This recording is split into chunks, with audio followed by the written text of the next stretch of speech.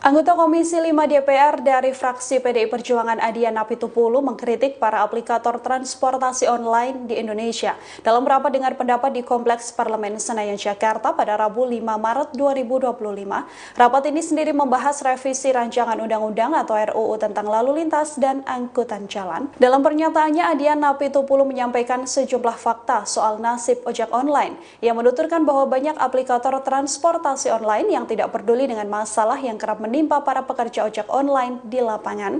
Adian juga menyinggung bagaimana banyak yang mengkhianati undang-undang dengan tidak mengikuti aturan yang berlaku. Diakui oleh Adian, ia mendapati bahwa banyak driver ojol yang pernah disiksa karena menjadi pelanggan di sekitar bandara. Adian Apitupulu pun meminta para perusahaan aplikasi ojek online untuk menurunkan potongan biaya layanan yang didapatkan ojol maupun taksi online menjadi 10%. Adian beralasan perusahaan aplikasi atau aplikator tidak memiliki tanggung jawab besar terhadap jaminan keberlangsungan operasional mitra ojol mereka. Oleh karena itu, persentase potongan mencapai 20% yang berlaku saat ini perlu ditinjau ulang. Kalau dulu saya pernah berdiskusi dengan teman-teman Gojek, supir ojeknya, lalu kita petakan kira-kira ada sekitar 12-14 pasal yang dilanggar dari driver online roda 2 ini. Pelanggaran itu dilakukan oleh negara, pelanggaran itu dilakukan oleh perusahaan, pelanggaran itu dilakukan oleh supir ojek, pelanggaran itu juga dilakukan oleh penumpang ojeknya. Luar biasa ya. Jadi semua kita paksa untuk melanggar undang-undang hanya karena ini. Tapi dalam konteks kehidupan bernegara memang selalu terjadi seperti ini. Dinamika teknologi jauh lebih cepat dibandingkan kemampuan negara menyesuaikannya dalam peraturan perundang-undangannya. Walaupun sebenarnya peristiwanya sudah sangat lama, 15 tahun. 15 tahun sudah berjalan. Jadi kenapa kemudian merevisi undang-undang ini menjadi penting? Karena kita tidak mau masuk tahun ke-16 mengkhianati undang-undang. Kita tidak mau masuk ke tahun 17 mengkhianati undang-undang. Kira-kira seperti itu. Nah, di sisi yang lain begini. Dulu banyak sekali R4, R2 yang ditangkap di bandara. Ditangkap di Bandara Soekarno-Hatta, di Halim, Adi Sucipto, di Surabaya dan sebagainya. Lalu saya mendatangi mereka. Kalau di Soekarno-Hatta itu lebih keras lagi tuh. Mereka ditangkap, ditahan 6 jam, disuruh push up. Sampai akhirnya saya telepon direktur dirutnya Angkasa Pura II kalau tidak salah, dan saya bacakan pasal sama dia bahwa itu termasuk pasal penyanderaan. Oke, nah yang menarik adalah pihak aplikator nggak peduli peristiwa itu terjadi. Mereka tidak peduli supirnya ditangkap, disuruh push up, di beberapa tempat dipukuli dan sebagainya. Mereka nggak peduli. Mereka nggak peduli mobilnya rusak. Mereka tidak peduli SIM-nya habis. Mereka tidak peduli olinya kurang. Mereka tidak peduli apapun yang terjadi di jalanan. Hal yang tidak terjadi pada perusahaan angkutan yang lain. Taksi-taksi yang offline, itu dia urus poolnya, dia urus olinya, tabrakan dia bertanggung jawab, supirnya ditangkap, dia urus ke polisi dan sebagainya. Tapi keuntungannya sepertinya lebih besar yang online ini. Nah, kalau begini pimpinan, kalau kita nggak atur ini dengan baik, kita juga berlaku tidak adil sama rakyat. Dan menurut saya ini harus menjadi bagian penting dalam pasal kita nanti mengatur. Dulu kalau tidak salah pernah sempat 10% ya, jatah aplikator itu kan. Dan dia naik terus 10, 15, 20. Dalam prakteknya di atas 20. Nah, menurut saya sambil kita menunggu, jika diizinkan pimpinan, sambil kita menunggu proses revisi undang-undang ini, memungkinkan tidak ini kita jadikan kesimpulan untuk kita sampaikan pada Menteri Perhubungan, agar tarifnya diturunkan lagi jadi 10%. Kenapa nggak punya tanggung jawab apa-apa? Nggak punya pool, nggak punya montir, nggak ngurus ketangkap, nggak apa-apa segala macam, tiba-tiba dapat 20%. Kalau kita tidak atur ini, percayalah, kita baik pada mereka, tapi berlaku tidak adil pada perusahaan angkutan yang lain. Nah, untuk itu menurut saya pimpinan, kalau bisa kesepakatan kita bersama, rekomendasikanlah paling tidak sambil kita menunggu revisi undang-undang ini, jangan kita biarkan penindasan terhadap supir ojek itu semakin lama berlangsung.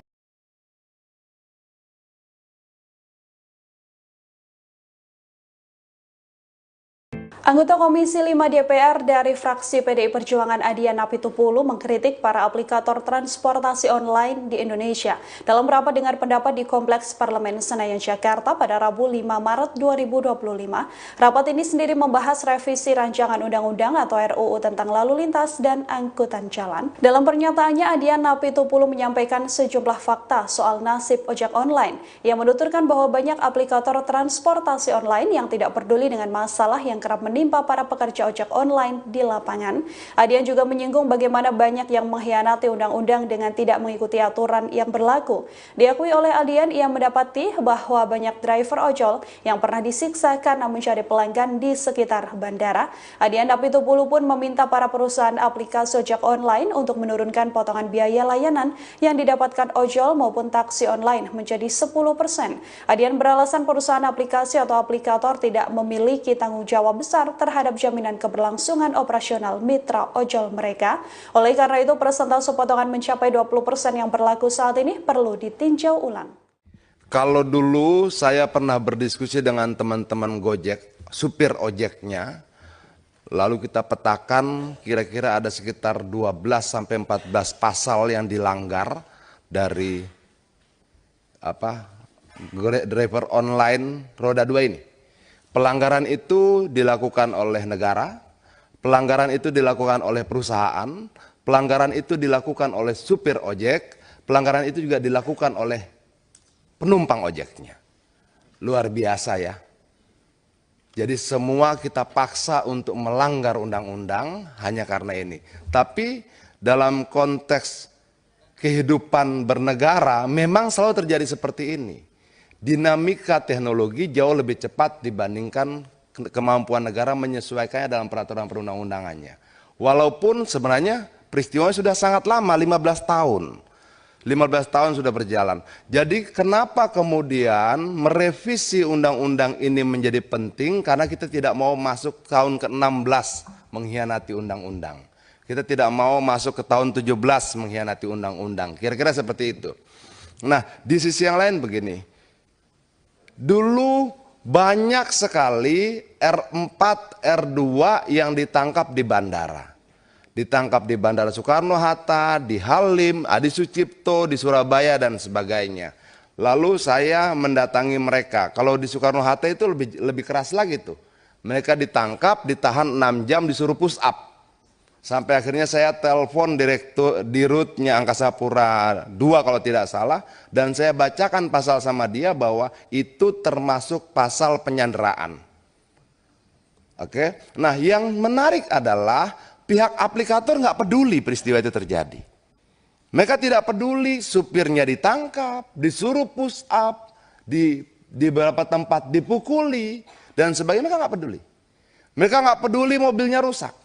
Mereka tidak peduli SIM-nya habis. Mereka tidak peduli olinya kurang. Mereka tidak peduli apapun yang terjadi di jalanan.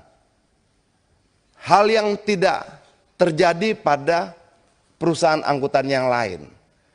Taksi-taksi yang offline, itu dia urus poolnya, dia urus olinya, tabrakan dia bertanggung jawab, supirnya ditangkap, dia urus ke polisi dan sebagainya. Tapi keuntungannya sepertinya lebih besar yang online ini. Nah, kalau begini pimpinan, kalau kita nggak atur ini dengan baik, kita juga berlaku tidak adil sama rakyat. Dan menurut saya ini harus menjadi bagian penting dalam pasal kita nanti mengatur. Dulu kalau tidak salah pernah sempat 10% ya, jatah aplikator itu kan. Dan dia naik terus 10, 15, 20. Dalam prakteknya di atas 20. Nah, menurut saya sambil kita menunggu, jika diizinkan pimpinan, sambil kita menunggu proses revisi undang-undang ini, memungkinkan tidak ini kita jadikan kesimpulan untuk kita sampaikan kepada Menteri Perhubungan, agar tarifnya diturunkan lagi jadi 10%. Kenapa nggak punya tanggung jawab apa-apa? Nggak punya pool, nggak punya montir, nggak ngurus ketangkap, nggak apa-apa segala macam, tiba-tiba dapat 20%. Kalau kita tidak atur ini, percayalah kita baik pada mereka, tapi berlaku tidak adil pada perusahaan angkutan yang lain. Nah, untuk itu menurut saya pimpinan, kalau bisa kesepakatan kita bersama, rekomendasikanlah paling tidak sambil kita menunggu revisi undang-undang ini, jangan kita biarkan penindasan terhadap supir ojek itu semakin lama berlangsung.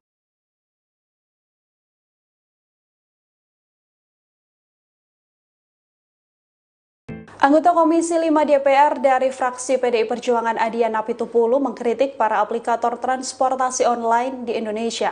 Dalam rapat dengar pendapat di Kompleks Parlemen Senayan Jakarta pada Rabu 5 Maret 2025, rapat ini sendiri membahas revisi rancangan undang-undang atau RUU tentang lalu lintas dan angkutan jalan. Dalam pernyataannya, Adian Apitupulu menyampaikan sejumlah fakta soal nasib ojek online. Ia menuturkan bahwa banyak aplikator transportasi online yang tidak peduli dengan masalah yang kerap menimpa para pekerja ojek online di lapangan. Adian juga menyinggung bagaimana banyak yang mengkhianati undang-undang dengan tidak mengikuti aturan yang berlaku. Diakui oleh Adian, ia mendapati bahwa banyak driver ojol yang pernah disiksa karena mencari pelanggan di sekitar bandara. Adian Apitupulu pun meminta para perusahaan aplikasi ojek online untuk menurunkan potongan biaya layanan yang didapatkan ojol maupun taksi online menjadi 10%. Adian beralasan perusahaan aplikasi atau aplikator tidak memiliki tanggung jawab besar terhadap jaminan keberlangsungan operasional mitra ojol mereka. Oleh karena itu, persentase potongan mencapai 20% yang berlaku saat ini perlu ditinjau ulang. Kalau dulu saya pernah berdiskusi dengan teman-teman Gojek, supir ojeknya, lalu kita petakan kira-kira ada sekitar 12-14 pasal yang dilanggar dari driver online roda 2 ini. Pelanggaran itu dilakukan oleh negara, pelanggaran itu dilakukan oleh perusahaan, pelanggaran itu dilakukan oleh supir ojek, pelanggaran itu juga dilakukan oleh penumpang ojeknya. Luar biasa ya. Jadi semua kita paksa untuk melanggar undang-undang hanya karena ini. Tapi dalam konteks kehidupan bernegara memang selalu terjadi seperti ini. Dinamika teknologi jauh lebih cepat dibandingkan kemampuan negara menyesuaikannya dalam peraturan perundang-undangannya. Walaupun sebenarnya peristiwa sudah sangat lama, 15 tahun. 15 tahun sudah berjalan. Jadi kenapa kemudian merevisi undang-undang ini menjadi penting? Karena kita tidak mau masuk tahun ke-16 mengkhianati undang-undang. Kita tidak mau masuk ke tahun 17 mengkhianati undang-undang. Kira-kira seperti itu. Nah, di sisi yang lain begini. Dulu banyak sekali R4, R2 yang ditangkap di bandara. Ditangkap di Bandara Soekarno-Hatta, di Halim, Adi Sucipto, di Surabaya dan sebagainya. Lalu saya mendatangi mereka. Kalau di Soekarno-Hatta itu lebih keras lagi tuh. Mereka ditangkap, ditahan 6 jam, disuruh push up.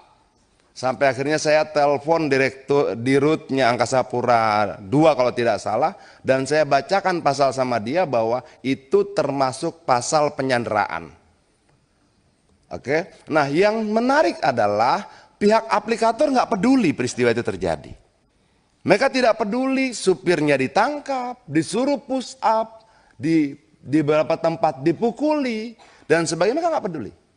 Mereka nggak peduli mobilnya rusak.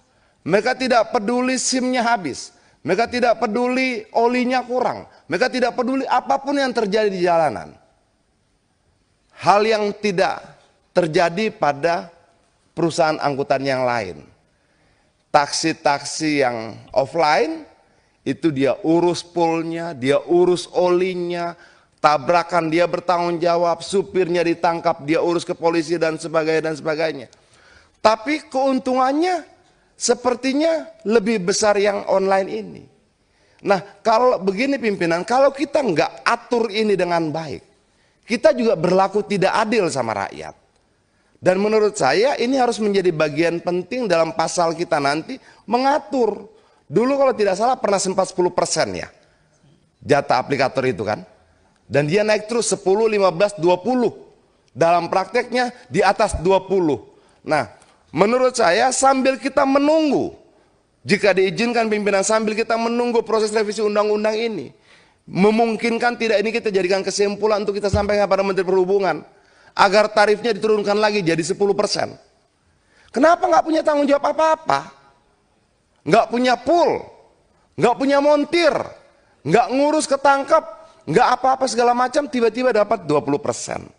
Kalau kita tidak atur ini, percayalah, kita baik pada mereka, tapi berlaku tidak adil pada perusahaan angkutan yang lain. Nah, untuk itu menurut saya pimpinan, kalau bisa kesepakatan kita bersama, rekomendasikanlah paling tidak sambil kita menunggu revisi undang-undang ini, jangan kita biarkan penindasan terhadap supir ojek itu semakin lama berlangsung.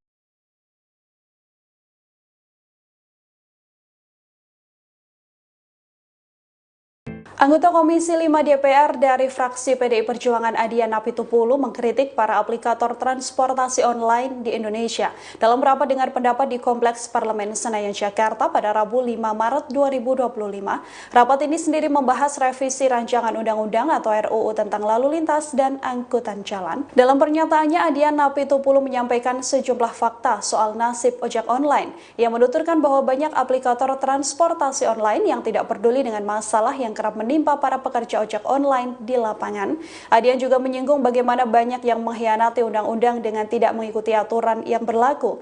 Diakui oleh Adian, ia mendapati bahwa banyak driver ojol yang pernah disiksa karena mencari pelanggan di sekitar bandara. Adian Apitupulu pun meminta para perusahaan aplikasi ojek online untuk menurunkan potongan biaya layanan yang didapatkan ojol maupun taksi online menjadi 10%. Adian beralasan perusahaan aplikasi atau aplikator tidak memiliki tanggung jawab besar terhadap jaminan keberlangsungan operasional mitra ojol mereka. Oleh karena itu, persentase potongan mencapai 20% yang berlaku saat ini perlu ditinjau ulang. Kalau dulu saya pernah berdiskusi dengan teman-teman Gojek, supir ojeknya, lalu kita petakan kira-kira ada sekitar 12-14 pasal yang dilanggar dari driver online roda 2 ini. Pelanggaran itu dilakukan oleh negara, pelanggaran itu dilakukan oleh perusahaan, pelanggaran itu dilakukan oleh supir ojek, pelanggaran itu juga dilakukan oleh penumpang ojeknya. Luar biasa ya. Jadi semua kita paksa untuk melanggar undang-undang hanya karena ini. Tapi dalam konteks kehidupan bernegara memang selalu terjadi seperti ini. Dinamika teknologi jauh lebih cepat dibandingkan kemampuan negara menyesuaikannya dalam peraturan perundang-undangannya. Walaupun sebenarnya peristiwa sudah sangat lama, 15 tahun. 15 tahun sudah berjalan. Jadi kenapa kemudian merevisi undang-undang ini menjadi penting? Karena kita tidak mau masuk tahun ke-16 mengkhianati undang-undang. Kita tidak mau masuk ke tahun 17 mengkhianati undang-undang. Kira-kira seperti itu. Nah, di sisi yang lain begini. Dulu banyak sekali R4, R2 yang ditangkap di bandara. Ditangkap di Bandara Soekarno-Hatta, di Halim, Adi Sucipto, di Surabaya dan sebagainya. Lalu saya mendatangi mereka. Kalau di Soekarno-Hatta itu lebih keras lagi tuh. Mereka ditangkap, ditahan 6 jam, disuruh push up. Sampai akhirnya saya telepon direktur dirutnya Angkasa Pura II kalau tidak salah, dan saya bacakan pasal sama dia bahwa itu termasuk pasal penyanderaan. Oke, nah yang menarik adalah pihak aplikator nggak peduli peristiwa itu terjadi. Mereka tidak peduli supirnya ditangkap, disuruh push up, di beberapa tempat dipukuli dan sebagainya. Mereka nggak peduli. Mereka nggak peduli mobilnya rusak. Mereka tidak peduli SIM-nya habis. Mereka tidak peduli olinya kurang. Mereka tidak peduli apapun yang terjadi di jalanan. Hal yang tidak terjadi pada perusahaan angkutan yang lain. Taksi-taksi yang offline, itu dia urus poolnya, dia urus olinya, tabrakan dia bertanggung jawab, supirnya ditangkap, dia urus ke polisi dan sebagainya. Tapi keuntungannya sepertinya lebih besar yang online ini. Nah, kalau begini pimpinan, kalau kita nggak atur ini dengan baik, kita juga berlaku tidak adil sama rakyat. Dan menurut saya ini harus menjadi bagian penting dalam pasal kita nanti mengatur. Dulu kalau tidak salah pernah sempat 10% ya, jatah aplikator itu kan.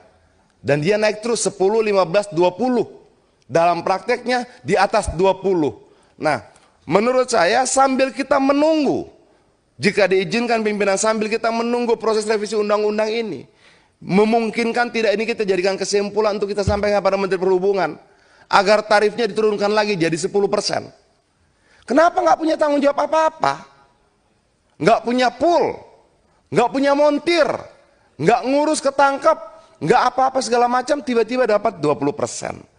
Kalau kita tidak atur ini, percayalah, kita baik pada mereka, tapi berlaku tidak adil pada perusahaan angkutan yang lain. Nah, untuk itu menurut saya pimpinan, kalau bisa kesepakatan kita bersama, rekomendasikanlah paling tidak sambil kita menunggu revisi undang-undang ini, jangan kita biarkan penindasan terhadap supir ojek itu semakin lama berlangsung.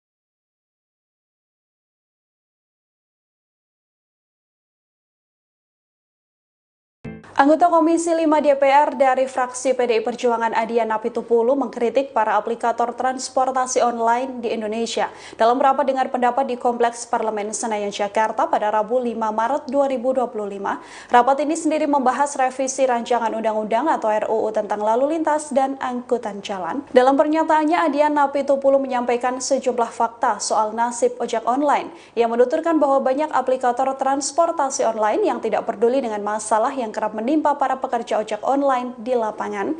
Adian juga menyinggung bagaimana banyak yang mengkhianati undang-undang dengan tidak mengikuti aturan yang berlaku. Diakui oleh Adian, ia mendapati bahwa banyak driver ojol yang pernah disiksa karena mencari pelanggan di sekitar bandara. Adian Apitupulu pun meminta para perusahaan aplikasi ojek online untuk menurunkan potongan biaya layanan yang didapatkan ojol maupun taksi online menjadi 10%. Adian beralasan perusahaan aplikasi atau aplikator tidak memiliki tanggung jawab besar terhadap jaminan keberlangsungan operasional mitra ojol mereka. Oleh karena itu, persentase potongan mencapai 20% yang berlaku saat ini perlu ditinjau ulang.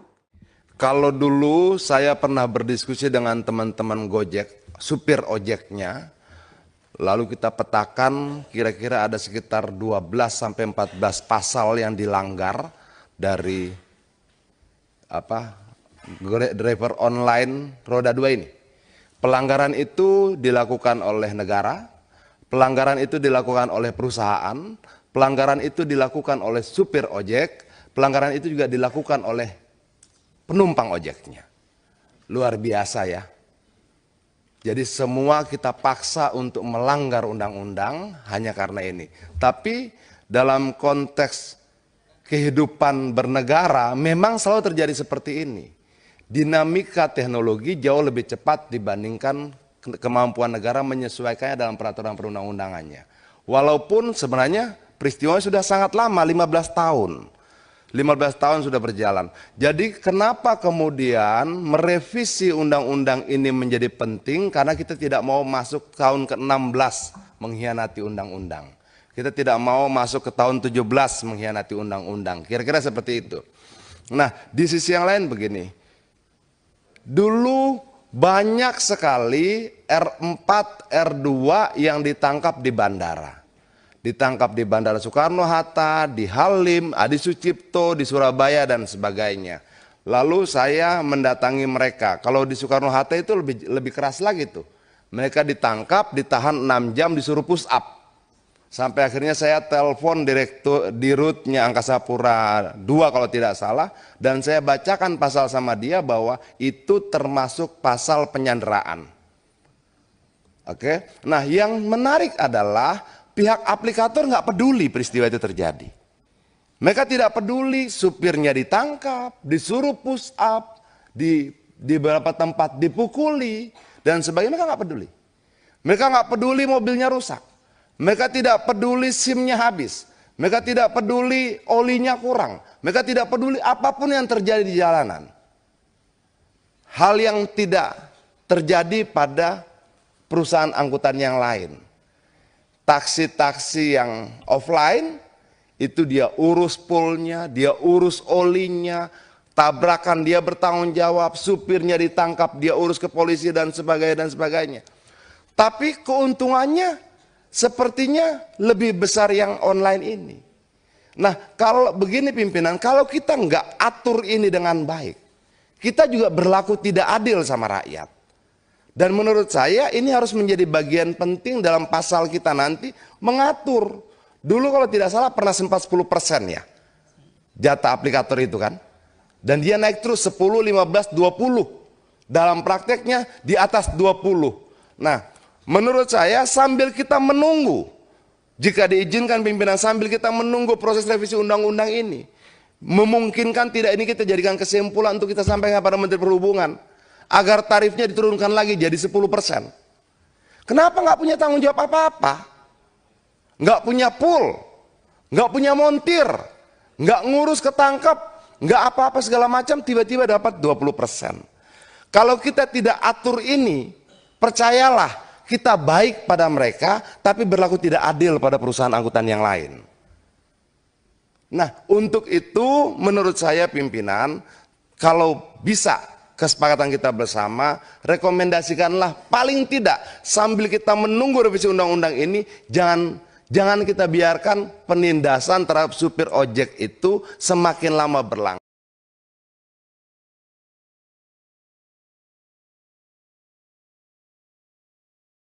Anggota Komisi 5 DPR dari fraksi PDI Perjuangan Adian Apitupulu mengkritik para aplikator transportasi online di Indonesia. Dalam rapat dengar pendapat di Kompleks Parlemen Senayan Jakarta pada Rabu 5 Maret 2025, rapat ini sendiri membahas revisi rancangan undang-undang atau RUU tentang lalu lintas dan angkutan jalan. Dalam pernyataannya, Adian Apitupulu menyampaikan sejumlah fakta soal nasib ojek online. Ia menuturkan bahwa banyak aplikator transportasi online yang tidak peduli dengan masalah yang kerap menimpa para pekerja ojek online di lapangan. Adian juga menyinggung bagaimana banyak yang mengkhianati undang-undang dengan tidak mengikuti aturan yang berlaku. Diakui oleh Adian, ia mendapati bahwa banyak driver ojol yang pernah disiksa karena mencari pelanggan di sekitar bandara. Adian Apitupulu pun meminta para perusahaan aplikasi ojek online untuk menurunkan potongan biaya layanan yang didapatkan ojol maupun taksi online menjadi 10%. Adian beralasan perusahaan aplikasi atau aplikator tidak memiliki tanggung jawab besar terhadap jaminan keberlangsungan operasional mitra ojol mereka. Oleh karena itu, persentase potongan mencapai 20% yang berlaku saat ini perlu ditinjau ulang. Kalau dulu saya pernah berdiskusi dengan teman-teman Gojek, supir ojeknya, lalu kita petakan kira-kira ada sekitar 12-14 pasal yang dilanggar dari driver online roda 2 ini.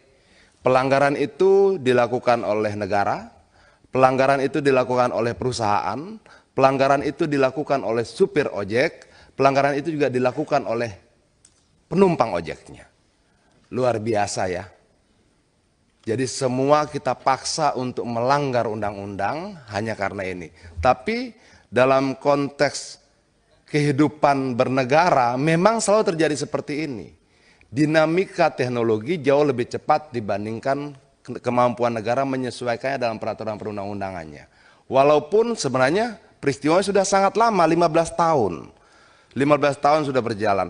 Jadi kenapa kemudian merevisi undang-undang ini menjadi penting? Karena kita tidak mau masuk tahun ke-16 mengkhianati undang-undang. Kita tidak mau masuk ke tahun 17 mengkhianati undang-undang. Kira-kira seperti itu. Nah, di sisi yang lain begini. Dulu banyak sekali R4, R2 yang ditangkap di bandara. Ditangkap di Bandara Soekarno-Hatta, di Halim, Adi Sucipto, di Surabaya dan sebagainya. Lalu saya mendatangi mereka. Kalau di Soekarno-Hatta itu lebih keras lagi tuh. Mereka ditangkap, ditahan 6 jam, disuruh push up. Sampai akhirnya saya telepon direktur dirutnya Angkasa Pura II kalau tidak salah, dan saya bacakan pasal sama dia bahwa itu termasuk pasal penyanderaan. Oke, nah yang menarik adalah pihak aplikator nggak peduli peristiwa itu terjadi. Mereka tidak peduli supirnya ditangkap, disuruh push up, di beberapa tempat dipukuli dan sebagainya. Mereka nggak peduli.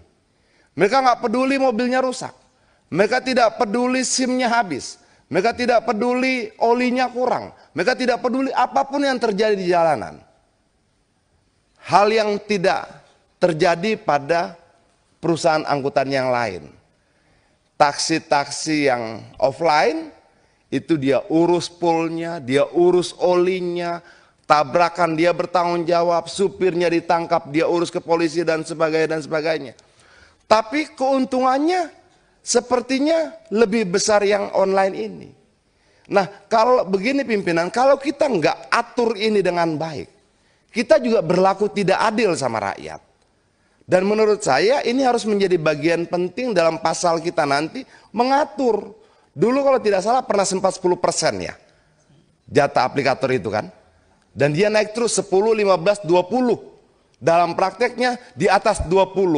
Nah, menurut saya sambil kita menunggu, jika diizinkan pimpinan, sambil kita menunggu proses revisi undang-undang ini, memungkinkan tidak ini kita jadikan kesimpulan untuk kita sampaikan pada Menteri Perhubungan agar tarifnya diturunkan lagi jadi 10%. Kenapa nggak punya tanggung jawab apa-apa? Nggak punya pool, nggak punya montir, nggak ngurus ketangkap, nggak apa-apa segala macam, tiba-tiba dapat 20%. Kalau kita tidak atur ini, percayalah kita baik pada mereka, tapi berlaku tidak adil pada perusahaan angkutan yang lain. Nah, untuk itu menurut saya pimpinan, kalau bisa kesepakatan kita bersama, rekomendasikanlah paling tidak sambil kita menunggu revisi undang-undang ini, jangan kita biarkan penindasan terhadap supir ojek itu semakin lama berlangsung.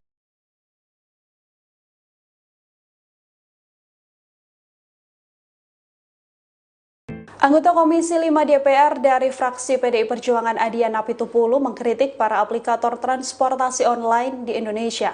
Dalam rapat dengar pendapat di Kompleks Parlemen Senayan, Jakarta pada Rabu 5 Maret 2025, rapat ini sendiri membahas revisi rancangan undang-undang atau RUU tentang lalu lintas dan angkutan jalan. Dalam pernyataannya, Adian Apitupulu menyampaikan sejumlah fakta soal nasib ojek online.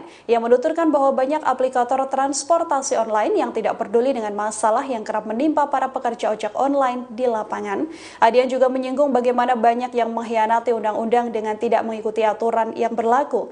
Diakui oleh Adian, ia mendapati bahwa banyak driver ojol yang pernah disiksa karena mencari pelanggan di sekitar bandara. Adian Apitupulu pun meminta para perusahaan aplikasi ojek online untuk menurunkan potongan biaya layanan yang didapatkan ojol maupun taksi online menjadi 10%. Adian beralasan perusahaan aplikasi atau aplikator tidak memiliki tanggung jawab besar terhadap jaminan keberlangsungan operasional mitra ojol mereka. Oleh karena itu, persentase potongan mencapai 20% yang berlaku saat ini perlu ditinjau ulang. Kalau dulu saya pernah berdiskusi dengan teman-teman Gojek, supir ojeknya, lalu kita petakan kira-kira ada sekitar 12-14 pasal yang dilanggar dari driver online roda 2 ini. Pelanggaran itu dilakukan oleh negara, pelanggaran itu dilakukan oleh perusahaan, pelanggaran itu dilakukan oleh supir ojek, pelanggaran itu juga dilakukan oleh penumpang ojeknya. Luar biasa ya. Jadi semua kita paksa untuk melanggar undang-undang hanya karena ini. Tapi dalam konteks kehidupan bernegara memang selalu terjadi seperti ini. Dinamika teknologi jauh lebih cepat dibandingkan kemampuan negara menyesuaikannya dalam peraturan perundang-undangannya. Walaupun sebenarnya peristiwanya sudah sangat lama, 15 tahun. 15 tahun sudah berjalan. Jadi kenapa kemudian merevisi undang-undang ini menjadi penting? Karena kita tidak mau masuk tahun ke-16 mengkhianati undang-undang. Kita tidak mau masuk ke tahun 17 mengkhianati undang-undang. Kira-kira seperti itu. Nah, di sisi yang lain begini. Dulu banyak sekali R4, R2 yang ditangkap di bandara. Ditangkap di Bandara Soekarno-Hatta, di Halim, Adi Sucipto, di Surabaya dan sebagainya. Lalu saya mendatangi mereka. Kalau di Soekarno-Hatta itu lebih keras lagi tuh. Mereka ditangkap, ditahan 6 jam, disuruh push up. Sampai akhirnya saya telepon direktur dirutnya Angkasa Pura II kalau tidak salah, dan saya bacakan pasal sama dia bahwa itu termasuk pasal penyanderaan. Oke, nah yang menarik adalah pihak aplikator nggak peduli peristiwa itu terjadi. Mereka tidak peduli supirnya ditangkap, disuruh push up, di beberapa tempat dipukuli dan sebagainya. Mereka nggak peduli. Mereka nggak peduli mobilnya rusak. Mereka tidak peduli SIM-nya habis. Mereka tidak peduli olinya kurang. Mereka tidak peduli apapun yang terjadi di jalanan. Hal yang tidak terjadi pada perusahaan angkutan yang lain. Taksi-taksi yang offline, itu dia urus poolnya, dia urus olinya, tabrakan dia bertanggung jawab, supirnya ditangkap, dia urus ke polisi dan sebagainya. Tapi keuntungannya sepertinya lebih besar yang online ini. Nah, kalau begini pimpinan, kalau kita nggak atur ini dengan baik, kita juga berlaku tidak adil sama rakyat. Dan menurut saya ini harus menjadi bagian penting dalam pasal kita nanti mengatur. Dulu kalau tidak salah pernah sempat 10% ya jatah aplikator itu kan. Dan dia naik terus 10, 15, 20. Dalam prakteknya di atas 20. Nah, menurut saya sambil kita menunggu, jika diizinkan pimpinan, sambil kita menunggu proses revisi undang-undang ini, memungkinkan tidak ini kita jadikan kesimpulan untuk kita sampaikan pada Menteri Perhubungan, agar tarifnya diturunkan lagi jadi 10%. Kenapa nggak punya tanggung jawab apa-apa? Nggak punya pool, nggak punya montir, nggak ngurus ketangkap, nggak apa-apa segala macam, tiba-tiba dapat 20%. Kalau kita tidak atur ini, percayalah kita baik pada mereka, tapi berlaku tidak adil pada perusahaan angkutan yang lain. Nah, untuk itu menurut saya pimpinan, kalau bisa kesepakatan kita bersama, rekomendasikanlah paling tidak sambil kita menunggu revisi undang-undang ini, jangan kita biarkan penindasan terhadap supir ojek itu semakin lama berlangsung.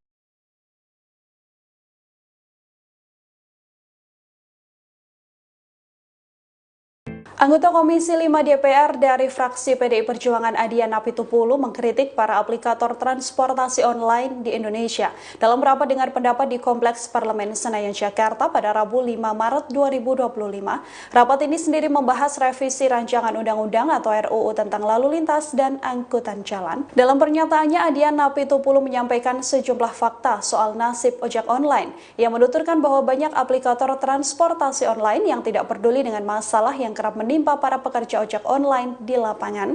Adian juga menyinggung bagaimana banyak yang mengkhianati undang-undang dengan tidak mengikuti aturan yang berlaku. Diakui oleh Adian, ia mendapati bahwa banyak driver ojol yang pernah disiksa karena mencari pelanggan di sekitar bandara. Adian Apitupulu pun meminta para perusahaan aplikasi ojek online untuk menurunkan potongan biaya layanan yang didapatkan ojol maupun taksi online menjadi 10%. Adian beralasan perusahaan aplikasi atau aplikator tidak memiliki tanggung jawab besar terhadap jaminan keberlangsungan operasional mitra ojol mereka.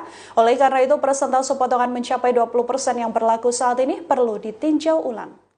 Kalau dulu saya pernah berdiskusi dengan teman-teman Gojek, supir ojeknya, lalu kita petakan kira-kira ada sekitar 12-14 pasal yang dilanggar dari driver online roda 2 ini.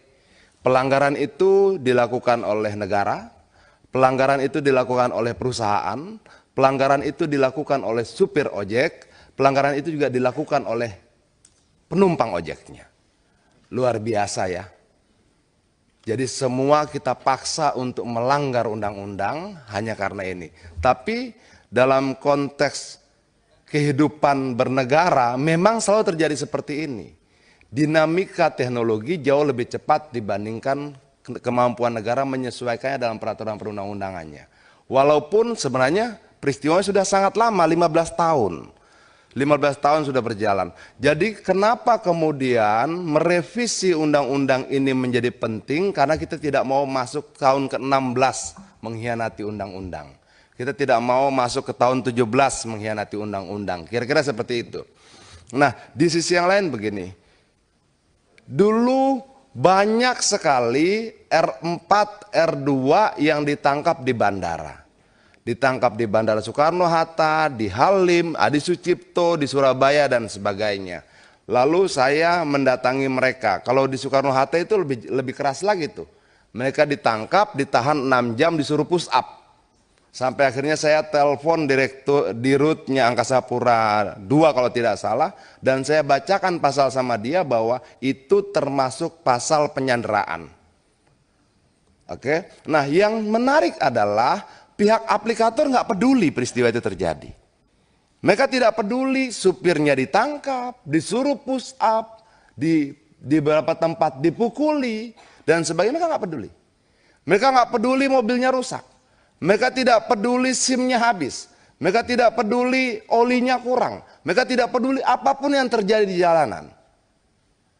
Hal yang tidak terjadi pada perusahaan angkutan yang lain.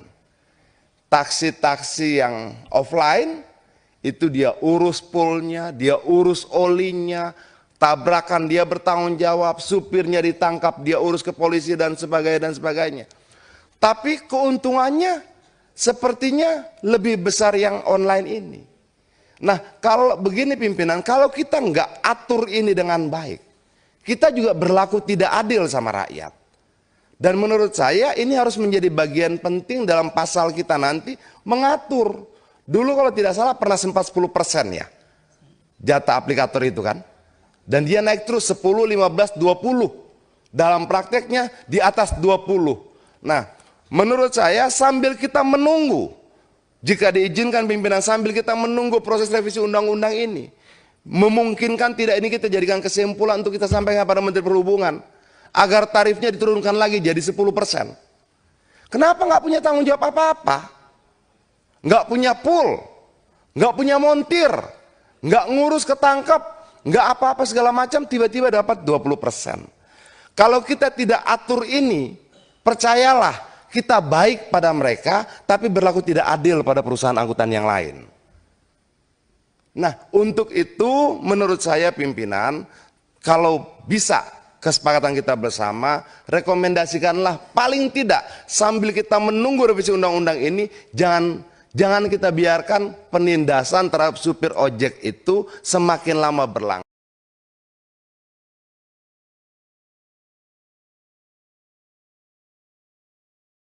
Anggota Komisi 5 DPR dari fraksi PDI Perjuangan Adian Apitupulu mengkritik para aplikator transportasi online di Indonesia. Dalam rapat dengar pendapat di Kompleks Parlemen Senayan Jakarta pada Rabu 5 Maret 2025, rapat ini sendiri membahas revisi rancangan undang-undang atau RUU tentang lalu lintas dan angkutan jalan. Dalam pernyataannya, Adian Apitupulu menyampaikan sejumlah fakta soal nasib ojek online. Ia menuturkan bahwa banyak aplikator transportasi online yang tidak peduli dengan masalah yang kerap menimpa para pekerja ojek online di lapangan.